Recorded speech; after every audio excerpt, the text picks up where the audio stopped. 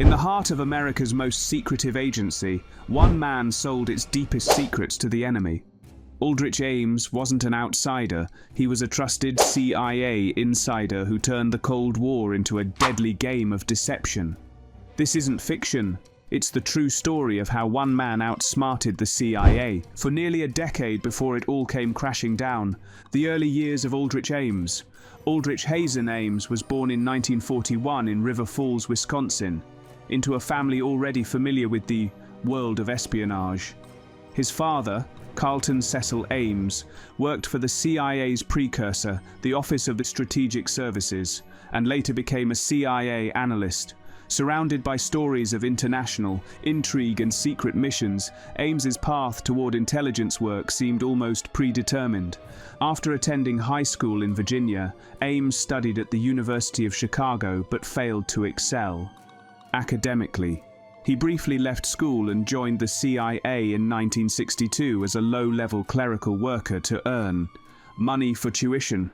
His early tasks were far from glamorous, sorting files and doing administrative work, but they gave him a glimpse into the inner workings of American intelligence. Over time, Ames developed a reputation as intelligent but careless, with recurring issues of alcohol abuse and poor discipline. Despite these shortcomings, Ames rose through the ranks, partly because of his family connections and familiarity with the agency.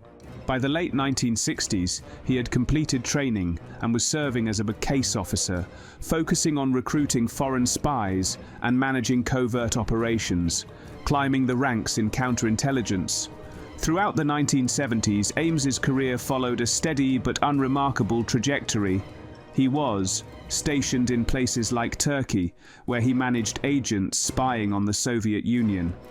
Though his performance varied, sometimes showing brilliance, other times displaying recklessness, he remained trusted within the CIA. One of his key assignments involved the Soviet division responsible for countering KGB activities.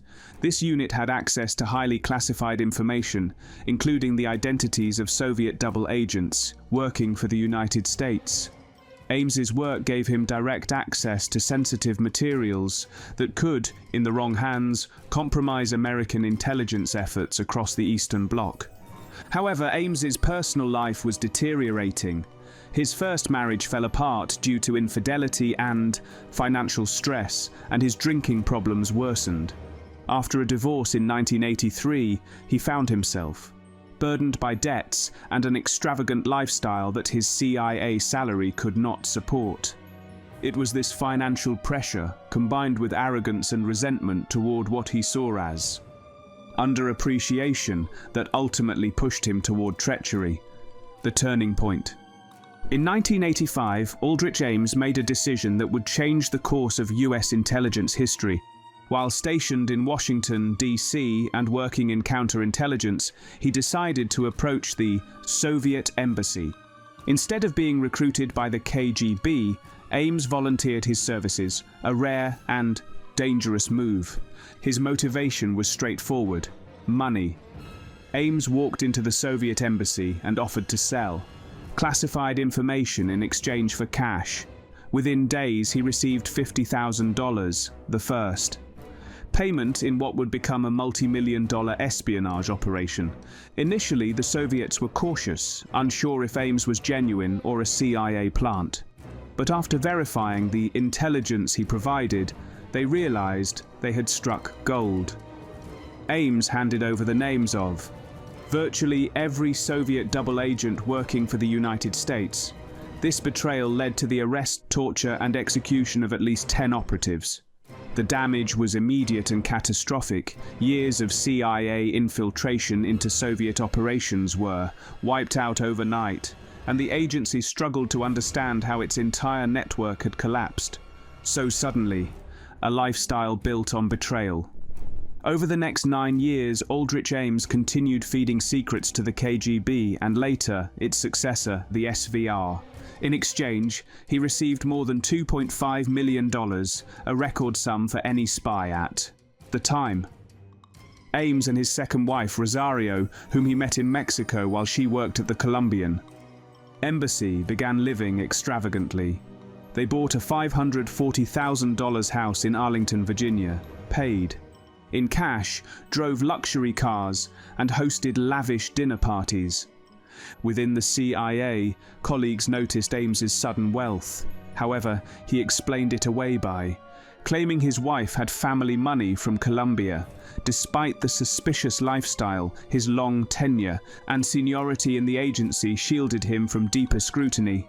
By this time, Ames had transitioned to the CIA's counterintelligence branch focused on the Soviet Union, an irony that placed him at the heart of operations designed to uncover spies like himself.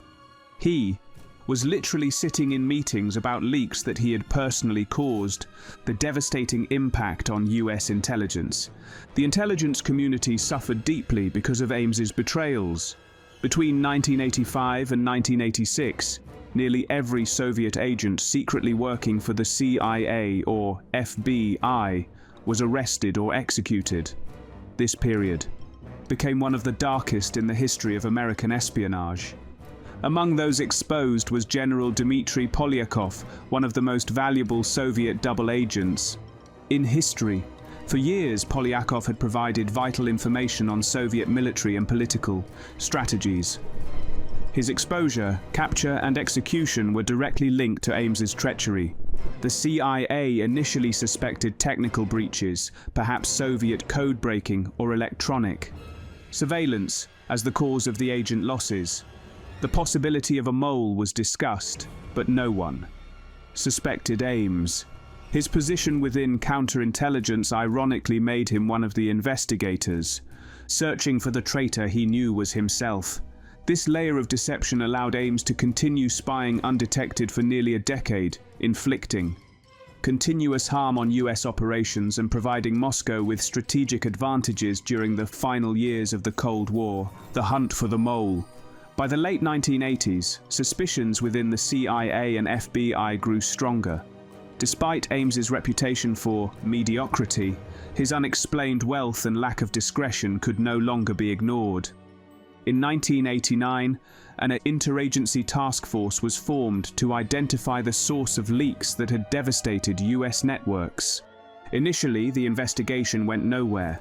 Several false suspects were interrogated and careers were destroyed.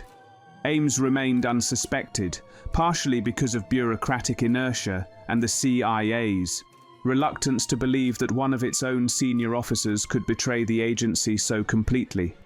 In 1991, the FBI finally began focusing on Ames more seriously after analyzing his finances.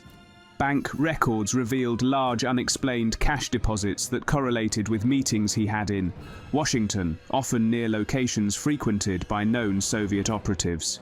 At this point, the FBI placed Ames under surveillance. They tracked his movements, bugged his home, and secretly searched his car and briefcase. Hidden microphones captured incriminating conversations between Ames and his wife, indicating their awareness of potential exposure. The arrest and aftermath. On February 21, 1994, Aldrich Ames and his wife Rosario were arrested outside their home in Arlington, Virginia. The operation was swift and meticulously planned. Inside his house, agents discovered hundreds of thousands of dollars in cash, expensive jewelry, and detailed notes about his contacts with Soviet officials. Confronted with overwhelming evidence, Ames confessed almost immediately. He admitted to selling secrets for 9 years and provided extensive details about the damage he had caused. His wife also cooperated, though she maintained that she played only a minor role. In 1994, Ames was sentenced to life imprisonment without the possibility of parole. Rosario received a 5-year sentence for her involvement in laundering the money. Ames's arrest marked one of the most humiliating episodes in CIA history, prompting widespread internal reforms. The agency implemented stricter financial disclosure requirements, enhanced background checks, and improved counterintelligence protocols to prevent another such betrayal. If you found this story of deception and espionage fascinating, make sure to hit that like button, subscribe for more true spy stories, and turn on notifications so you never miss another dive into the world of real-life espionage.